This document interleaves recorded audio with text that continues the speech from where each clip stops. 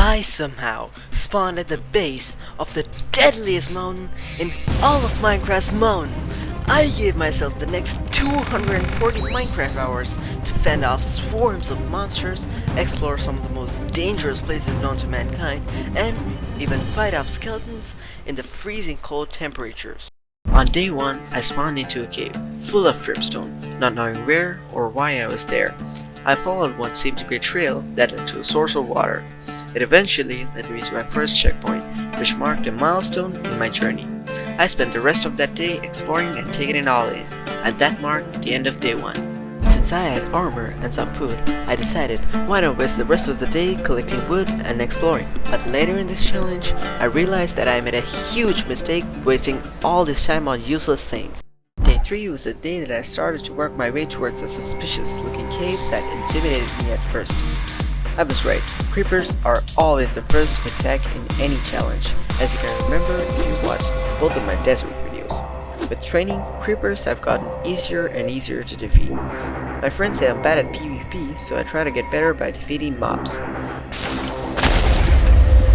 Oh, iron, where are they? Oh, frick. Get out of here. Oh my god, I'm at 1 heart. I really need to step on my game. Oh no, it's coming, it's coming. Why did oh that wasn't even bad. Oh no, the sign is broken. I guess it said checkpoint 2. Definitely checkpoint 2. Let's go. We got chainmail armor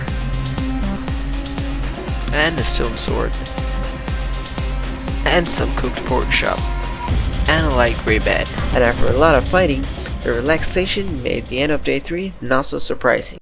On day 4, I advanced towards a suspicious looking cave and came across a gold mine, iron mine. But you get the point. If this was real life, I'd be a millionaire with this much iron. But I quickly realized that this challenge did not provide me with any supplies or supply. I needed to mine all this. Thankfully, the next checkpoint gave me an iron pickaxe, so I started mining. But later in this video, I realized that this was a terrible mistake. By the end of the day, I only mined like half the iron, so I decided to spend the night here. I almost gave up on this challenge when I realized how many resources were available in this so-called Minecraft's deadliest mountain. You know you're rich when you're tired of mining iron. As I looked around in frustration, I realized there was a lot more. Coal and emeralds. I could make a fortune off of this many resources, but who was I gonna sell to? The air?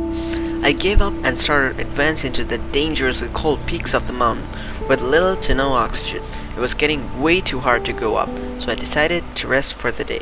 Wait, I see that you're about to click off. I just have to tell you something real quick. I've made it my life's mission to meet James Steven Donaldson, aka Jimmy Donaldson, aka Mr. Beast. Please help out a bro by tagging Jimmy in the comments, and let's also create a hashtag called #BeastSriLanka and spread it all across the platform so I can finally meet Jimmy. And one of my fans who is super obsessed with me made an entire 4-minute long video explaining how he wanted to do a sub war with me. So if you subscribe, he will never win.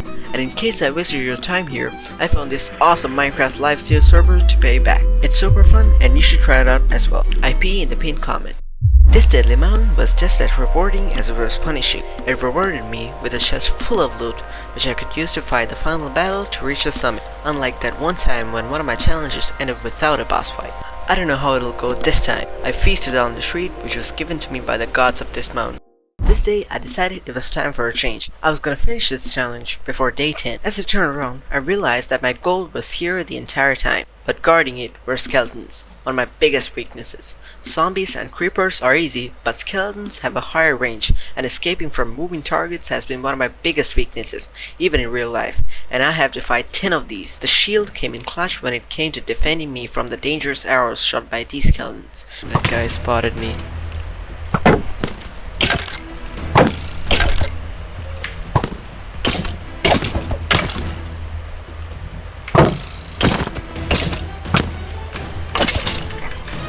Oh no.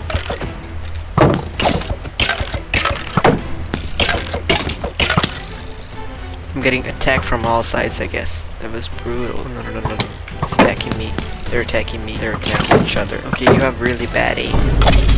Yes, let's go. I killed the last one. I think it was the last one.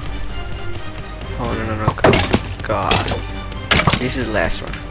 Others got killed. Where's my sword? It broke. I died multiple times and went back and then got new stuff. I pushed on, defeating all the skeletons. But before I knew it, another day was gone. Just like that. Dude, I died like multiple times to these skeletons. But dying isn't a problem. You can die over and over again. The thing is, keep inventory is not on. So, all our stuff fell. I had to go down, get new stuff. This is not hardcore, but this is survival on hard mode. As I woke up, I decided to investigate. Why this point? Why this peak? And as I looked around the corner, I saw a chest full of OP loot, which would be cool if I continued to play this world. But no, this always happens when I don't want the loot. I waited for that one moment, the view, and it finally came. Tears flowed down my eyes as I stared into the sunrise, waiting for the next chapter. But I have survived an even more dangerous mountain before, so watch this video to see me survive the actual most dangerous mountain ever known in Minecraft history. And remember, Mythico's death, unplug your computer in a thunderstorm, use clean rags to clear your car, and our Mr. Beast gang, see you around.